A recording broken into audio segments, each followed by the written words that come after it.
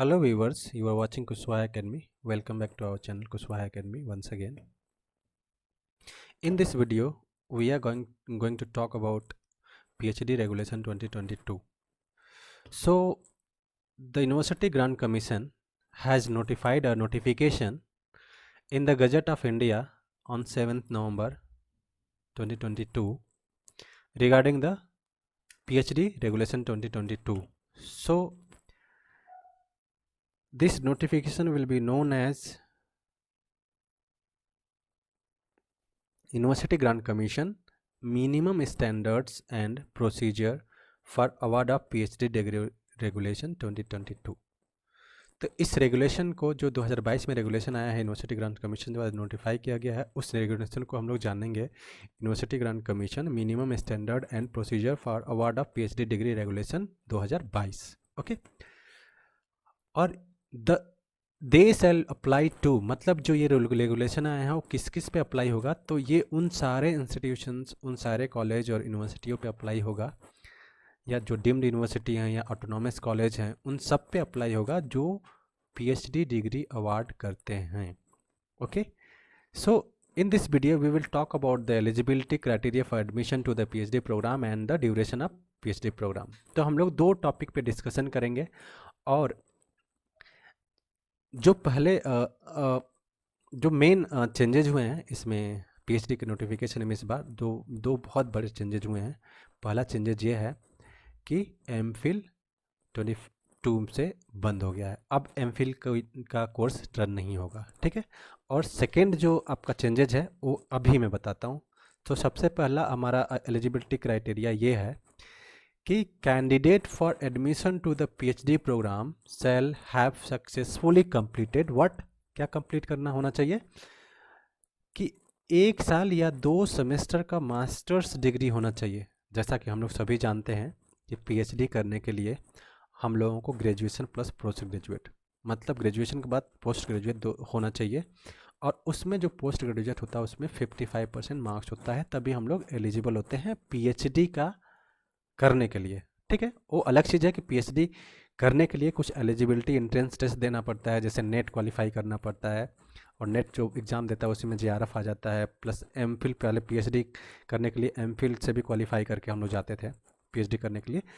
तो अभी जो चेंजेज हुआ है उसमें क्या है कि अगर आप 1 साल का पोस्ट ग्रेजुएट डिग्री या प्रोग्राम किए हुए हैं, या 2 सेमेस्टर का मास्टर्स डिग्री प्रोग्राम किए हुए हैं, और उससे पहले आप जो ग्रेजुएशन किए हुए हैं वो 4 साल का है, मतलब अगर आपका ग्रेजुएशन 4 साल का है और 1 साल का मास्टर्स डिग्री का कोई प्रोग्राम किए हुए हैं जो यूजी जो वैलिड है, जो ठीक है, और उसमें जो मास्टर्स डिग्री है उसमें 55% मार्क्स है, तो आप पीएचडी कर सकते हैं। दूसरा कंडीशन ये है कि अगर आपका जो ग्रेजुएशन है 3 साल का है, मतलब कि आपने बीबीए, बीसीए या बीएससी 3 साल का ऐसा कोई ग्रेजुएशन किया है, और उसके बाद से 2 साल का मास्टर्स डिग्री या 4 सेमेस्टर का मास्टर्स डिग्री किया हुआ है, और आपका मास्टर्स में 55% मार्क्स है, तो आप एलिजिबल हो पोस्ट पीएचडी करने के लिए, ठीक है।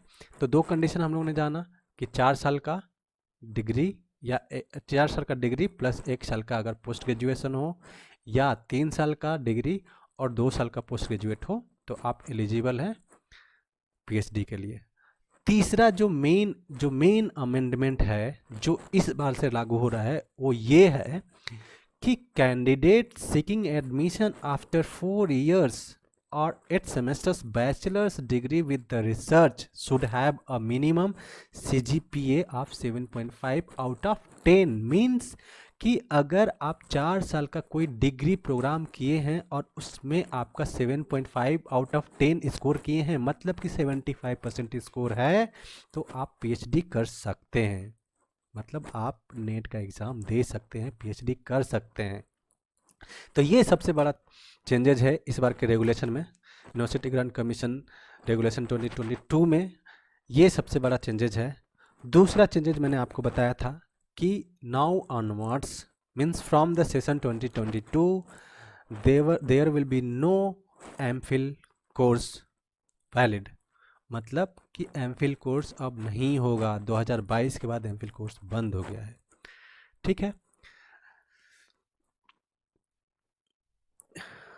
अब रिलैक्सेशन से रिलेटेड भी कोई नोटिफिकेशन इसमें आया हुआ है कि अगर कोई person those who want to do PhD belongs to the SC ST OBC और EWS means economically weaker section, अगर कोई जो PhD करना चाहता है जो SC ST OBC और EWS से बिलोंग करता है उसको 5% रिलैक्सेशन मिलेगा मार्क्स में। मतलब कि अगर आपके पास PG है और PG 50 स्कोर किए हैं जहाँ पे 55 चाहिए, तो आप केवल 50 स्कोर किए हैं और आप SC ST OBC या EWS से बिलोंग करते हैं, तो you are eligible, you will get the 5% relaxation for the admission.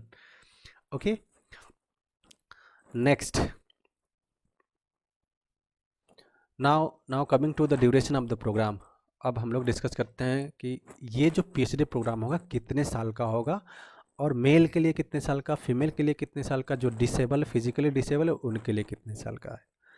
तो जो PhD प्रोग्राम है वो मिनिमम 2 साल का होगा, जिसमें कोर्स वर्क 1 साल का इंक्लूड नहीं है। मतलब कि 2 साल का मिनिमम ड्यूरेशन प्लस 1 साल का कोर्स वर्क, मतलब यू कैन से कि PhD मिनिमम 3 इयर्स का होगा और मैक्सिमम 6 इयर्स। मतलब आप PhD मिनिमम 3 साल में कर सकते हैं और मैक्सिमम 6 साल में।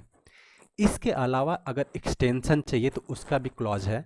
अगर आप extensions beyond the above limits will be govern by the relevant clause and stipulated in the statute and ordinance of the individual institutions concerns but not beyond more than 2 years. मतलब कि 2 साल का मतलब 6 साल से अधिक 2 साल का एक्सटेंशन आपको मिल सकता है, लेकिन ये डिपेंड करता है कि स्टैट्यूट एंड ऑर्डिनेंस उस ऑर्गेनाइजेशन, उस यूनिवर्सिटी, उस कॉलेज का क्या कहता है, उस पर डिपेंड करता है। ठीक है, मतलब कि जो 6 साल का आपका जो मैक्सिमम ड्यूरेशन था, यहाँ पे 2 साल और रिलैक्सेशन, मतलब कि 8 साल में आप कर सकते हैं। ठीक है, now let's talk about the women and physically disabled people, right.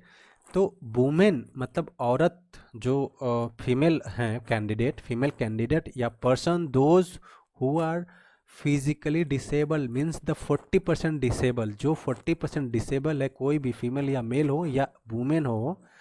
मतलब वुमेन, पहला कंडीशन है कि अगर वुमेन है तो उसको 2 साल एक्स्ट्रा उसको मिलेगा, मतलब कि 8 की जगह पे 10 साल उसको PhD करने के लिए मिलेगा।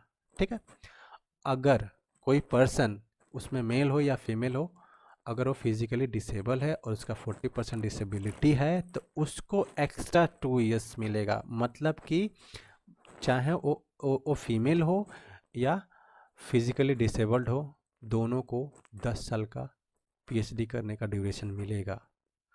और एक कंडीशन और है वुमेन के लिए, अगर वो चाहती है मैटरनिटी लीव या चाइल्ड केयर लीव तो उसको अप टू 24 डेज मीन्स 10 साल में उसको सी can get 24 to 240 days she can be on leave.